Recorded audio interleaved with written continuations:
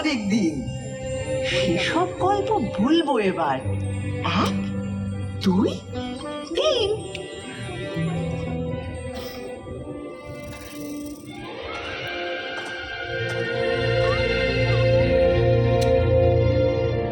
আমায় নিয়ে পট এঁকেছে, এখন হচ্ছে মিম। বয়স হলো 300 400 হাজার খানেক থিম। কি বলবে আর কি বলবে না, যদিও মেয়েটা ভালোই চেনা, তবু নিজেও ঘুরতে এলাম, দুজন মিলে দিন।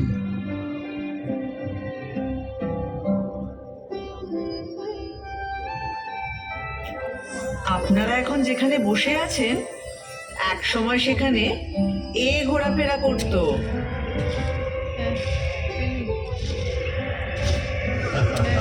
কোথায় জুরাসিক পার্ক আর কোথায় পার্ক স্ট্রিট।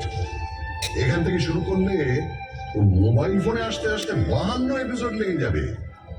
তার চেয়ে একটা চেনা জানা ব্ল্যাক এন্ড হোয়াইট দিয়ে শুরু করো। তাহলে এটা দিয়ে করি। একটা গাড়ি সা করে বেরিয়ে এলো 38-2 এলগিন রোডের বাড়ি থেকে 1941 সালের 16ই জানুয়ারি রাত্রে, এবং সোজা ঢুকে পড়ল বাঙালির আত্মার ভেতর। না না না না না, নেতাজি সুভাষচন্দ্র বসু তার আগেই কলকাতার আত্মায় ছিলেন। উনি তো 1930-এ কলকাতার মেয়র হয়েছিলেন। কংগ্রেসের প্রেসিডেন্ট হয়ে তিনি ভারতের আত্মায়। তবে ব্রিটিশদের চোখে এক মন ধুলো দিয়ে ওই মহা নিষ্ক্রমণ, 3-4 রকম ছদ্মবেশ, একেবারে থ্রিলার। তার উপরে আক্ষরিক অর্থেই তিনি মৃত্যুহীন। এরকম সুপার হিরো কলকাতা আর পায়নি।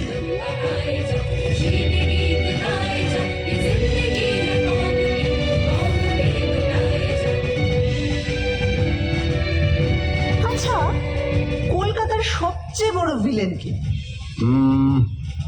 আমি একজনের কথা বলবো যার কোনো নামই নেই। নামই নেই মানে? 1989 সালে 6 মাস ধরে রাত্রে রাস্তায় শুয়ে থাকা 13 জন গৃহহীন মানুষকে পাথর দিয়ে খুন করে কেউ একজন। মিডিয়া তার নাম দেয় স্টোন ম্যান। এত মরবিড জিনিস দিয়ে ইতিহাস শুরু হবে? আমার মনে হয় সেরা ভিলেন হলেন অমিতাভ বচ্চন। অমিতাভ বচ্চন কেন? বারে, তিনি কলকাতায় চাকরি করলেন, নাটক করলেন, আর সিনেমাটা কিনা মুম্বাইতে গিয়ে করতে হলো। কি হতো বাংলা সিনেমার নায়ক হলে? সে তো ক্লিফ রিচার্ডও ছোটবেলায় কলকাতায় ছিলেন, মানে হাওড়ায়, কিন্তু সে তো একই হলো। অত বড় একটা গায়ক এখানে থাকলে হয়তো সুমন চ্যাটার্জির মতো জীবনমুখী শুরু করে দিতেন।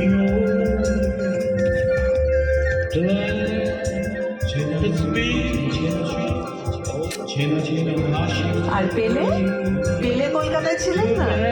কিংবা লিওনেল মেসি? ফুটবল নিয়ে আর কি মারবে না বলে দিলাম। 1911 সালে আইএফএ শিল্ডের ফাইনালে 2-1 গোলে মোহনবাগান হারিয়ে দিল সাহেব টিম ইস্ট ইয়র্কশায়ার রেজিমেন্টকে। ভাবা যায়, পরাধীন দেশে ইংরেজ টিমকে হারাচ্ছে একটা দল যার সকলে ভারতীয়। কলকাতার ইতিহাসে জল করছে সেই দিনটা। ওই সালেই কিন্তু ভারতের রাজধানী সরিয়ে নিয়ে যাওয়া হচ্ছে দিল্লিতে। তার আগে 139 বছর ধরে আমিই ছিলাম রাজধানী। ব্রিটিশ ভারতের মোস্ট ইম্পর্টেন্ট শহর। আরে তাতে লজ্জার কি? কিন্তু গর্বের ব্যাপার। কলকাতায় তখন স্বাধীনতা আন্দোলনের এমন ঝাঁজ ব্রিটিশরা সইতে পারছিল না। তাই 1905-এ ঠিক করলো বাংলাকে দুভাগ করে দেওয়া হোক।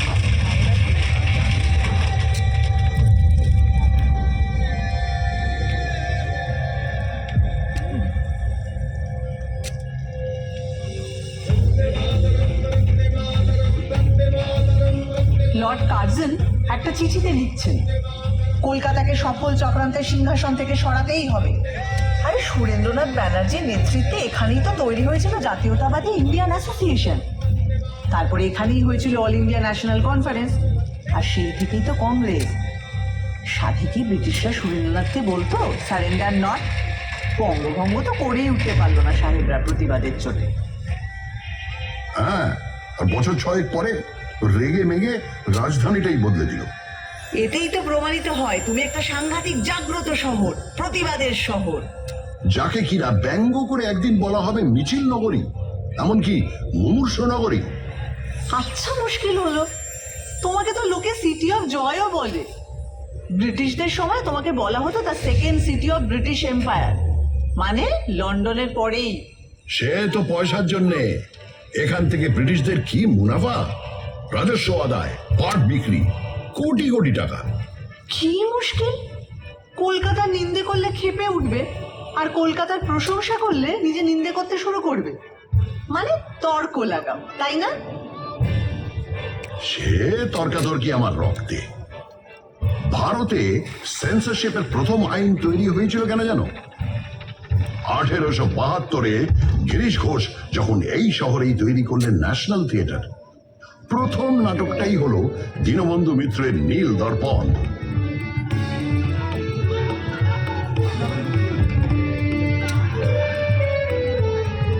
বছর তিনেক বাদে যখন এই দল সারা ভারত ট্যুর করছে, লখনৌতে নাটকটা হচ্ছে। যে সিনটায় ভারতীয় রায়ত এসে অত্যাচারী নীলকর সাহেবকে মারছে, তা দেখে দর্শকের মধ্যে থাকা ব্রিটিশ সৈন্যরা স্টেজে উঠে সব লন্ডভন্ড করে দিল। তারপরের বছর প্রিন্স অফ ওয়েলস কলকাতায় এসেছিলেন, তাঁকেও অভ্যর্থনা করা নিয়ে ব্যঙ্গ নাটক। আবার অত্যাচারী পুলিশ কমিশনারকে নিয়ে সেটায়। ব্যাস, ড্রামাটিক পারফরমেন্স অ্যাক্ট, সেন্সরের খাড়া। শোনো শোনো, যার সেন্স বেশি তার পেছনে সেন্সর লাগবেই। এটা ভালো বলেছ। 1870-এ যখন জেমস হিরকি এখান থেকে প্রকাশ করলেন ভারতের প্রথম খবরের কাগজ দ্য বেঙ্গল গেজেট, সেখানে তিনি লর্ড হেস্টিংসের স্ত্রী লেডি হেস্টিংসের কাজকর্ম নিয়ে অব্দি সাংঘাতিক নিন্দেবন্ধ করে লেখা লিখতেন। আর এখনো লিটল ম্যাগাজিনেরা সমস্ত এস্টাবলিশমেন্টকে নিয়ে সেইভাবেই সমালোচনা করে। সারাদিন প্রতিবাদ, রাগ, অথরিটিকে ব্যঙ্গ, এগুলো পেটে গজগজ করে বলে কলকাতার লোকের লিভার খারাপ। মোটেই নয়, সব লিভার খারাপ নয়। এই হাওড়া ব্রিজ, সেটা তো ক্যান্টি লিভার, 1943 থেকে দাঁড়িয়ে আছে।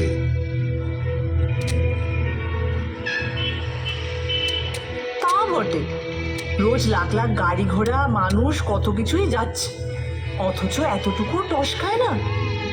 এদিকে নাকি গোটা ব্রিজে একটা স্ক্রু নেই। ওই জন্যেই যাদের মাথার স্ক্রু ঢিলে তারা প্রায় হাওড়া ব্রিজের মাথায় চড়ে বসে। ওখান থেকে ভিউটা ইমাজিন করতে পারছো? আরে বাবা, আমি পারবো না। বছরের পর বছর ভিক্টোরিয়া মেমোরিয়ালের টঙে ডানা মেলে ঠাঁই দাঁড়িয়ে কলকাতার মানুষের প্রেম দেখেছি, খুনসুটি দেখেছি। এদিকে তাকালে একাডেমি অফ ফাইন আর্টসের এক্সপেরিমেন্টাল পেন্টিং, ওদিকে তাকালে রেস কোর্সের ঘোর ধরে টাকা ওড়ানো, আবার অন্যদিকে ক্লাবে ক্লাবে কোট প্যান্ট পরা কলকাতায় বাবুদের ইংরেজি আনা। ভিউজ আর নিউজ শেখাচ্ছ আমাকে? তোমার নারী নক্ষত্র চিনি, বুঝলে? শুধু চেনো না, ছোঁয়াচ লেগে তুমি আমারই মতো। কখনো হাওয়া দিলে বাই বাই করে ঘোরো, আর কখনো গাঁটের ব্যথায় ঘুরতেই ভুলে যাও। এই বাড়ি কখনো তাজমহলের টুকলি বলে ধুয়ো খায়, কখনো আবার জাপানিদের বোমা খাওয়ার ভয়ে তার সারা গায়ে গোবর লেপে দিয়ে ব্ল্যাক আউট করা হয়।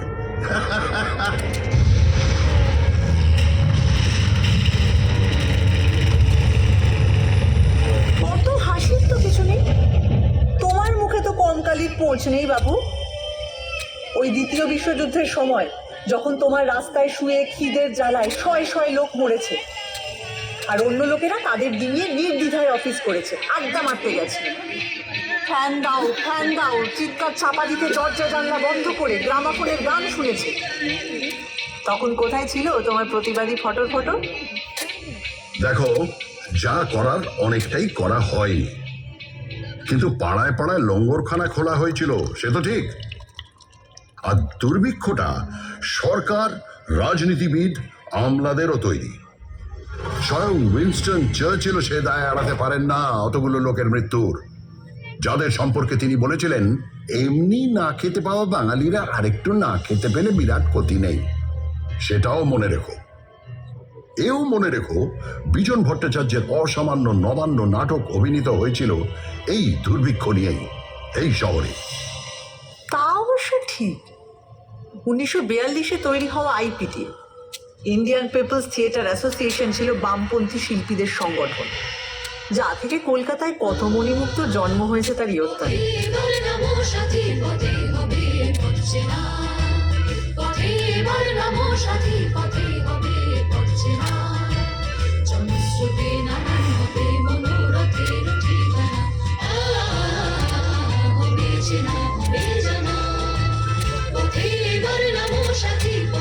আচ্ছা, শুধু নবান্ন কেন, আরো অনেক অবিস্মরণীয় গান, নাটক, সিনেমা জন্মেছে এখান থেকে।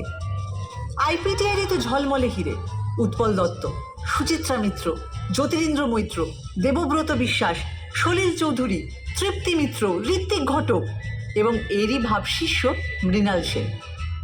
শিল্পকে সমাজ বদলের অস্ত্র হিসাবে ব্যবহার করব, আর তা অতুলনীয় উৎকর্ষ আবেগ দিয়ে জাগিয়ে তুলবে হাজার হাজার মানুষকে। এই জাদু বিপ্লবের রথ হৈ হৈ করে চলেছিল অনেক দূর।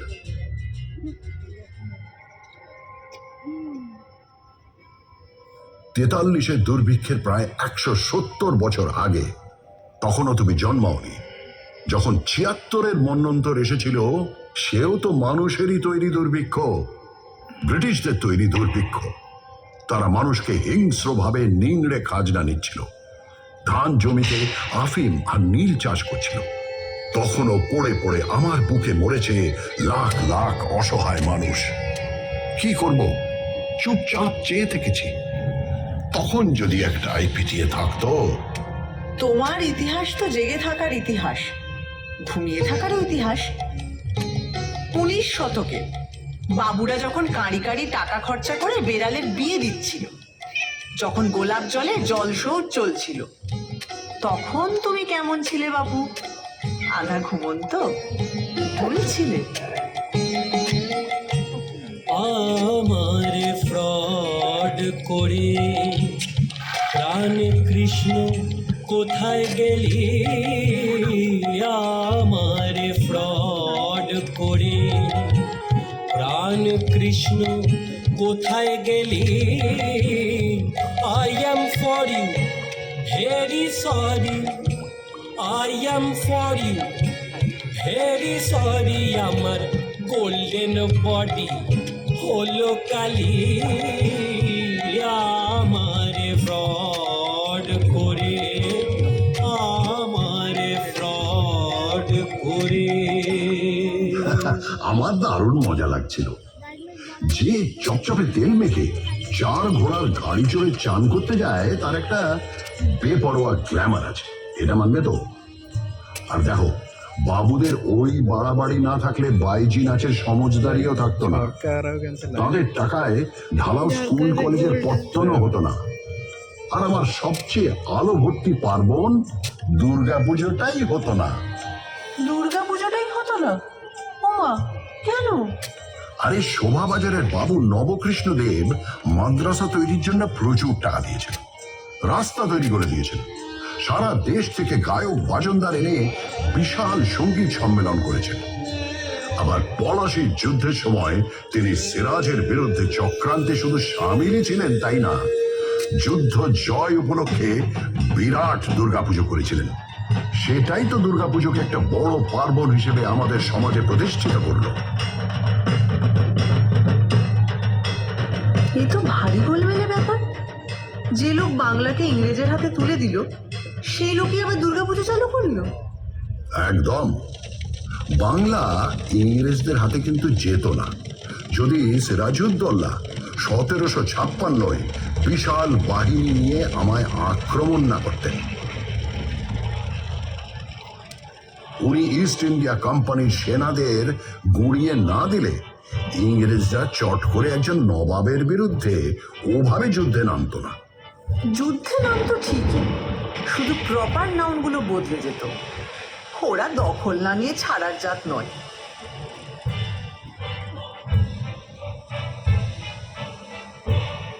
ওই যে ইস্ট ইন্ডিয়া কোম্পানির এজেন্ট জব চার্নক প্রচন্ড বৃষ্টি বাদলার মধ্যে নৌকো ভেড়ালেন 1690-এর 24শে আগস্ট। ব্যাস, চাকা গড়াতে শুরু করলো। তোমার ইতিহাসেরও শুরু। ভুল ভুল ভুল, তোমার কথাটা সম্পূর্ণ ভুল। চার্নক আসার অনেক আগেই কবি কঙ্কন মুকুন্দরাম আমার কথা লিখে গেছেন। তারও আগে 1495 বিপ্রদাস পিপিলাইয়ের মনসামঙ্গল কাব্যেও আমি আছি। সাবর্ণ রায়চৌধুরীদের পরিবার ব্রিটিশরা আসার অনেক আগে থেকেই কলকাতার জমিদার ছিলেন, তাই ইতিহাসটা ওখান থেকে শুরু নয়।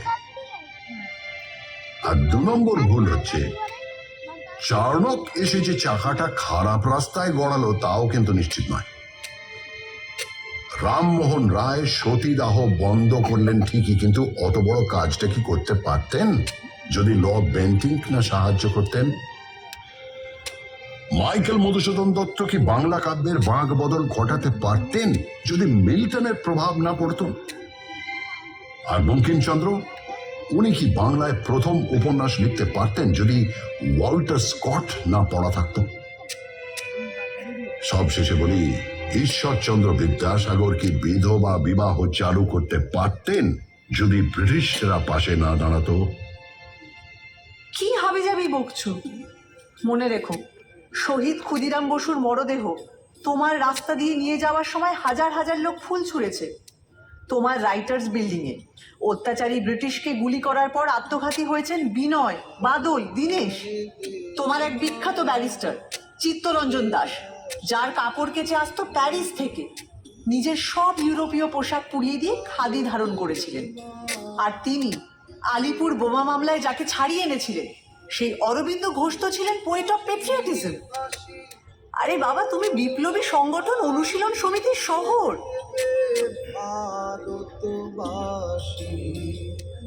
আমি হাসি হাসি করব ফাঁসি, দেখবে ভারতবাসী। একবার বিদায় দে মা, ঘুরে আসি। একবার বিদায় দে মা, ঘুরে আসি।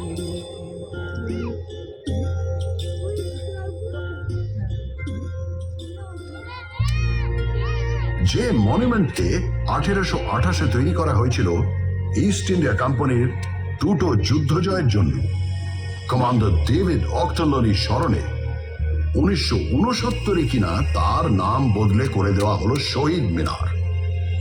উৎসর্গ করা হলো ভারতের স্বাধীনতার যুদ্ধে শহীদদের উদ্দেশ্যে। তবে অত রাগের কিছু নেই, আমি শুধু ভাবছিলাম কি হলে কি হতো। ভাবো ভাবো, ভাবা প্র্যাকটিস করো। এটাও ভাবো, কলকাতায় যদি বাঘ সিংহ ঘুরে বেড়াতো তাহলে কি কি হতো? আরে কলকাতার বাঘ তো বিখ্যাত, বাংলার বাঘ তো কলকাতাতেই থাকতেন। 1857 সালে হওয়া কলকাতা বিশ্ববিদ্যালয়কে বছর 50 পরে দায়িত্ব নিয়ে একেবারে নতুন রূপ দিয়েছিলেন এই বাঘ, আশুতোষ মুখোপাধ্যায়। আর সিংহ? হ্যাঁ, সিংহও তো ছিল, কালী প্রসন্ন সিংহ, যিনি এক হাতে অনুবাদ করেছেন মহাভারত আর অন্য হাতে আমায় নিয়ে লিখেছেন হুতম প্যাঁচার নকশা। আচ্ছা, বাঘ সিংহ তো বুঝলাম, আর গন্ডার?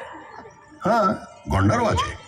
গন্ডার হচ্ছে তারা যাদের চামড়া ভেদ করে কলকাতার অবিশ্বাস্য মনীষীদের কথাগুলো ঢোকেইনি। রামমোহন রায় তাদের কাছে পাটকেল খেয়েছেন, আর বিদ্যাসাগরকে নিয়ে তো ব্যঙ্গ করে গান বেঁধে ঘুরে ঘুরেও গিয়েছেন তারা। এগুলো বরং প্রমাণ করে ওরা সময়ের চেয়ে কত এগিয়ে ছিলেন। বিবেকানন্দকে শুনতে হয়েছে তিনি নাকি সন্ন্যাসী নন, ম্লেচ্ছ দেশে যান, মাংস খান, অথচ তিনি শিকাগোয় গিয়ে ভারতের জয়ধ্বজা উড়িয়ে এলেন অসামান্য বক্তৃতায়। তার গুরু রামকৃষ্ণকে শুনতে হয়েছে তিনি নিরক্ষর, আর তিনি তার সহজাত বোধ ও ধর্মজ্ঞানের ছটায় চারপাশে জড়ো করে এনেছেন শ্রেষ্ঠ মনীষীদের। তার যত মত তত পথ শুধু ধর্ম নয়, শহর কলকাতার জীবনযাপনেরও দর্শন।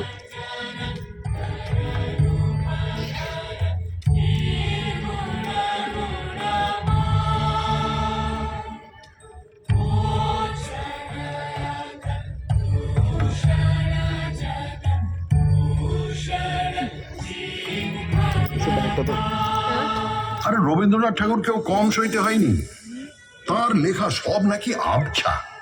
আর তিনি শান্তিনিকেতন স্থাপন করেছেন হাবিজাবি উদ্দেশ্য নিয়ে। কিন্তু তার নোবেল প্রাইজ এখনো আমার অহংকারের প্রথম পংক্তি।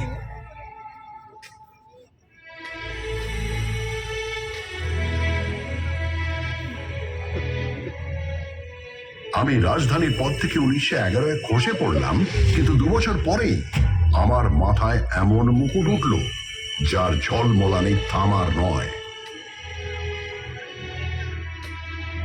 নোবেল কমিটি বলল রবীন্দ্রনাথ ঠাকুরকে প্রাইজ দেওয়া হচ্ছে because of his profoundly sensitive, fresh and beautiful verse. প্রথম ভারতীয় নোবেল পেলেন। সত্যি ভাবা যায় না, বলো। বাবা, একটা শহর থেকে 6 জন নোবেল লরিয়েট এবং 5টা আলাদা ক্ষেত্রে কাজের জন্য। 1902-এ পেয়েছেন রোনাল্ড রস চিকিৎসাবিদ্যার জন্য। 1930-এ ফিজিক্সে নোবেল পেলেন সিভি রমন। 1979-তে মাদার টেরেসা পেলেন নোবেল শান্তি পুরস্কার। 1998-তে পেলেন অমর্ত্য সেন ইকোনমিক্সে। আবারও 2019-এ পেলেন অভিজিৎ বিনায়ক বন্দ্যোপাধ্যায়, এবারও ইকোনমিক্সে।